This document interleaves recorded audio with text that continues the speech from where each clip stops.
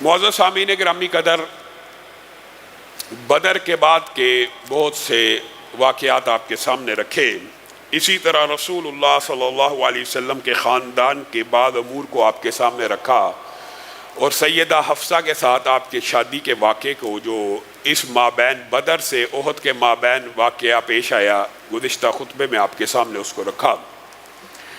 اسی عرصے کے درمیان حضرت فاطمہ کی حضرت علی سے شادی بھی ہوئی، اور یہ جو شادی کا واقعہ ہے یہ بڑا مشہور ہے۔ حضرت فاطمہ کو پیغام نکاح آنے لگے تو حضرت علی کی لونڈی نے حضرت علی سے کہا، کس چیز کی تخیر چاہتے ہو؟ مزید کیا انتظار کرنا چاہتے ہو؟ کیا تمہیں خبر نہیں ہوگی کہ رسول اللہ صلی اللہ علیہ وسلم کی بیٹی کو اب رشتے آنا شروع ہو چکے ہیں؟ کتنا انتظار کرو گے؟ گویا حضرت علی کے دل میں جو خواہش تھی یا حاجت تھی وہ اس لونڈی کو معلوم تھی کہ سیدنا علی شادی کرنا چاہتے ہیں سیدہ فاطمہ سے۔ خیر، حضرت علی نے کہا، رسول اللہ صلی اللہ علیہ وسلم کا رعب و دبدبہ ایسا ہے، رسول اللہ صلی اللہ علیہ وسلم کی ہیبت میرے پہ ایسی ہے، اگرچہ آپ کو علم میں ہے کہ رسول اللہ صلی اللہ علیہ وسلم اور حضرت علی کا جو پیار ہے وہ باپ اور بیٹے کا پیار تھا، حتیٰ کہ حضرت علی کے بارے میں یہ بات بھی ملتی ہے، یہ صرف یک طرفہ پیار نہیں تھا، یہ دو طرفہ پیار تھا۔ جس طرح رسول اللہ صلی اللہ علیہ وسلم نے حضرت علی کی کفالت کی، یہ باہر بھائی یا گریل ہوتے کر دو، جس طرح حضرت علی کی کفالت کی، جس طرح پیار اور محبت سے رکھا، حضرت علی کے بارے میں بھی یہ روایات ملتی ہیں کہ حضرت علی رسول اللہ کو جب اپنے گھر میں نہ پاتے، چھوٹی عمر کی بات کر رہا ہوں، جب یہ چھوٹے تھے، اپنے گھر میں نہ پاتے تو اس طرح بے چین ہو جایا کرتے تھے جس طرح اونٹنی کا بچہ ماں سے دور کر لیا جائے تو بے چینی میں ادھر ادھر بھاگتا پھرتا ہے۔ حضرت علی کی وہ کفیت رسول اللہ صلی اللہ علیہ وسلم کی عدم موجودگی میں ہو جایا کرتی تھی، اور جب رسول اللہ گھر آتے تھے تو ان کے ساتھ لپٹ جایا کرتے تھے۔ یہ باپ اور بیٹے کا ایک تعلق تھا، لیکن اب جہاں پہ رشتے کی بات تھی وہاں پہ حضرت علی کے نظر میں ایک حجاب تھا، شرم تھا، روب تھا، دبدبہ تھا۔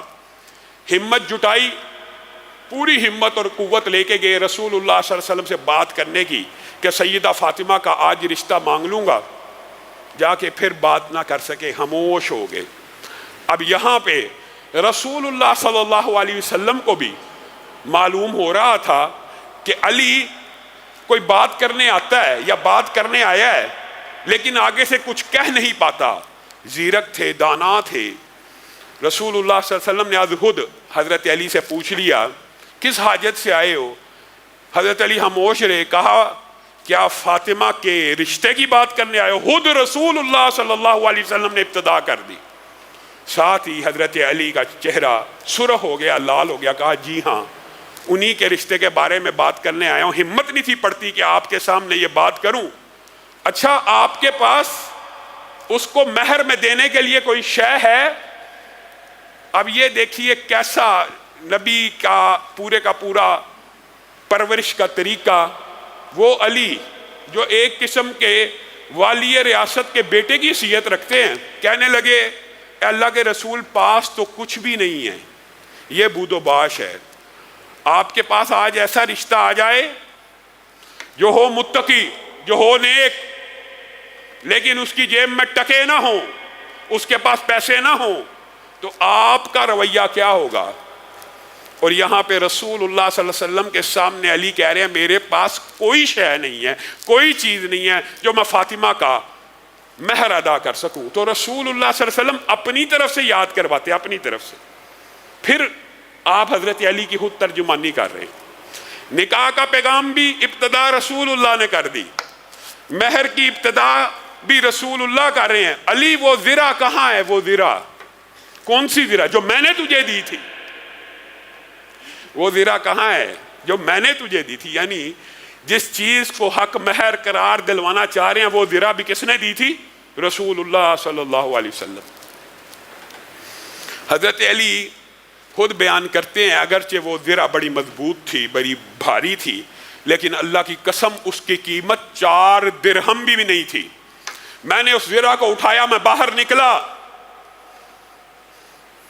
یہ رافضیوں نے اور رافضی خیالات کے جو مالک ہیں انہوں نے صحابہ میں کس قسم کا انتشار، لڑائی جھگڑے کا تصور، آپس میں اختلاف کا کنسپٹ پھیلایا ہوا۔ باہر نکلا، سامنے سیدنا عثمان ہیں اور بھانپ گئے ہیں، علی زرہ لے کے نکل رہے ہیں۔ کہاں کا ارادہ ہے؟ زرہ بیچنے جانا چاہتا ہوں۔ کس کام کے لیے؟ بعض روایات میں مختلف الفاظ ہیں، بعد میں بیان کر دیا کہ مہر ادا کرنا تو بیچوں گا، کوئی 4 درہم مل جائیں گے، کوئی 4 درہم مل جائیں گے، مہر ادا کر دوں گا۔ رسول اللہ نے جو زرہ مجھے دی تھی وہی فاطمہ کا مہر مقرر کر دیا کہ جا اس کو بیچ دے اور اس کے ذریعے فاطمہ سے نکاح کر لے۔ سیدنا عثمان وہ 4 درہم کی زرہ اس کی قیمت لگاتے ہیں، اور پیار اور محبت کا یہ اٹوٹ رشتہ، یہ انمول رشتہ، یہی وجہ ہے کہ حضرت علی کے بیٹے ان کے گھر کے باہر کھڑے ہیں ان کے دفاع کے لیے بھی۔ سیدنا عثمان نے وہ 4 درہم کی زرہ اس کی قیمت کیا لگائی؟ معلوم ہونا چاہیے، اسلامی تاریخ کا ایک سنہرا باب ہے۔ 400 درہم۔ علی یہ زرہ میں تجھ سے خریدتا ہوں 400 درہم، تاکہ تیرے اوپر آسانی ہو جائے، نکاح بھی کر سکے، کوئی خرچہ بھی کر سکے، کوئی تیرے پاس گزر بسر کرنے کے پیسے بھی ہو جائیں۔ حضرت علی کو اور کیا چاہیے تھا؟ خوش ہو گئے، شکریہ بھی ادا کیا، واپس پلٹنے لگے تو کہا اب یہ زرہ میں عثمان کی طرف سے تجھے تحفے میں دیتا ہوں۔ پہلے زرہ رسول اللہ نے دی تھی، پھر زرہ عثمان نے دی، اور حضرت علی نے اس زرہ کا بھی حق ادا کر دیا، حق ادا کر دیا۔ انا الذی سمتنی امی حیدرا کلیس غابات کریہ المنظرا او فیہم بالسائی کیل السندرا۔ جب مرحب کے سامنے کھڑے ہوئے تھے تو یہی اشعار پڑھے تھے، اسی زرہ میں ملبوس ہو کے، میں وہ ہوں جس کا نام اس کی ماں نے شیر رکھا ہے، میری طرف ایک پھینکے گا بدلے میں سینکڑوں تیر آئیں گے۔ یہ صحابہ کا آپس میں محبت اور پیار کا رشتہ، زرہ بھی واپس کر دی، 400 درہم بھی دے دیے۔ رسول اللہ صلی اللہ علیہ وسلم کی بیٹی کا مہر ایک زرہ تھی، اور شادی کس سے ہے؟ نیکی اور تقوی کی بنیاد کے اوپر۔ میں اور آپ شادی اور بیاہ کس معیار کے اوپر کرتے ہیں؟ حسب نسب دیکھنا چاہیے، مال دولت شکل شباہت، لیکن اللہ کے بندو اللہ سے ڈر جاؤ۔ رشتے میں جو سب سے اعلیٰ اولا افضل چیز ہے وہ کیا؟ نیکی اور تقوی ہے، اور یہ دونوں کے لیے ہے، صرف بیٹے کے لیے نہیں، بیٹی کے لیے بھی، دونوں طرف۔ جب آپ کسی لڑکی کا رشتہ لینے جائیں وہاں پہ بھی نیکی کو پریفرنس دیں، بیٹے کا رشتہ لینے جائیں وہاں پہ بھی نیکی کو پریفرنس دیں۔ رسول اللہ صلی اللہ علیہ وسلم نے یہ کہہ دیا کہ ڈر جاؤ اللہ سے، جب کوئی نیک آدمی تم سے تمہاری بہن بیٹی کا رشتہ مانگے اور اس کے دین میں تمہیں کوئی خامی نظر نہ آئے، اور کوئی شرط نہیں عائد کی، کوئی بھی رشتہ مانگے اور اس کا دین تمہیں پسند آیا ہو، اس کے دین میں تمہیں عیب نظر نہ آئے، نمازی ہے 5 وقت کا، جب وہ رشتہ مانگ لے تو اس سے اپنی بہن بیٹیوں کا، بہنوں کا رشتہ کر دیا کرو، ورنہ زمین کے اوپر فتنہ اور فساد پھیل جائے گا، زنا عام ہو جائے گا۔ اور آج آپ معاشرے میں یہ چیزیں دیکھ رہے ہیں، نیکی کی بنیاد کے اوپر رشتے کہاں ہوتے ہیں؟ یہ نیکی اور تقوی کی بنیاد پہ کیا گیا رشتہ۔ پہلا بیٹا پیدا ہوا، حضرت علی گود میں اٹھائے رسول اللہ کی بارگاہ میں لے کے آ رہے ہیں، اے اللہ کے رسول بیٹا پیدا ہوا، گڑتی بھی دینی ہے، وہ جو معاملات ہیں وہ بھی ہیں، یہ ضمنی طور پہ، میں اس کا نام حرب رکھنا چاہتا ہوں۔ دلیر تھے، شجاع تھے، جنگجو تھے، حرب جنگ، یہ میرا بیٹا پیدا ہوا۔ رسول اللہ صلی اللہ علیہ وسلم مسکرانا شروع ہو گئے، بلکہ آگے سے جواب میں کیا کہا؟ بل حسن، حرب نہیں یہ حسن ہے، دوسرا بیٹا اٹھا کے لا رہے ہیں۔ اے اللہ کے رسول، اللہ نے بیٹا دے دیا، پھر میں اس کا نام حرب رکھنا چاہتا ہوں، پھر حرب رکھنا چاہتا ہوں۔ رسول اللہ صلی اللہ علیہ وسلم نے کہا بل حسین، یہ دونوں نام بھی رسول اللہ صلی اللہ علیہ وسلم نے خود رکھے۔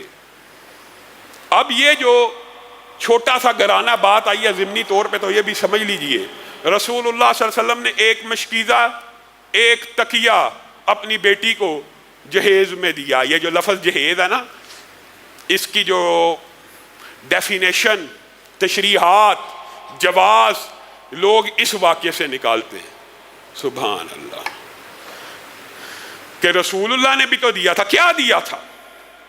کوئی باپ اپنی بیٹی کو کوئی تحفہ دے، جائز ہے، مانتے ہیں، لیکن کسی باپ سے، کسی غیر سے یہ مطالبہ کرنا کہ میں اتنا جہیز لوں گا، میں اتنی چیزیں لوں گا، پھر نکاح کروں گا، یہ اسلام اور شریعت کے خلاف ہے. یہ 100% خلاف ہے. یہ اتنی سی تیاری ہے.